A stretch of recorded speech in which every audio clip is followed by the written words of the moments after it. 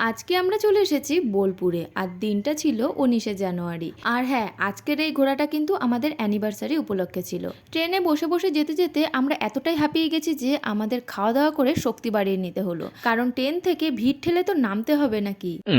বোলপুরে আমাদের প্রথম ভিউ পয়েন্ট হলো মা কঙ্কালীর মন্দিরে। এসে দেখছি সবাই এখানে লাইন দিয়েছে পুজো দেওয়ার জন্য, তবে আমরা যে পাপী মানুষ, আমরা তো আগেই খেয়ে নিয়েছি।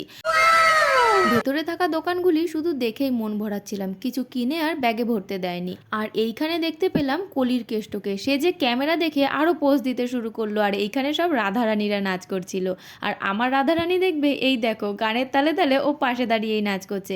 এরপর চলে আসলাম আমরা নেক্সট পয়েন্টে, আর এই জায়গাটা না খুব সুন্দর করে সাজানো ছিল, আর এইখানে অনেক পুতুল ঝোলানো ছিল। তবে এই পুতুলটা দেখে হঠাৎ করে যেন ভয় পেয়ে গেলাম।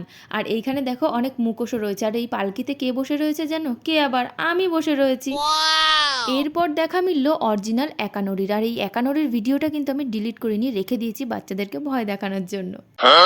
এরপরে দুপুরে খাওয়া দাওয়া করে চলে আসলাম আমরা সোনাঝুরি হাটে। অলরেডি অনেক কিছু শপিং করে নিয়েছি, আরও কিছু শপিং করে নেব ঘুরে ঘুরে, তারপর চলে যাব আমরা নেক্সট ভিউ পয়েন্টে।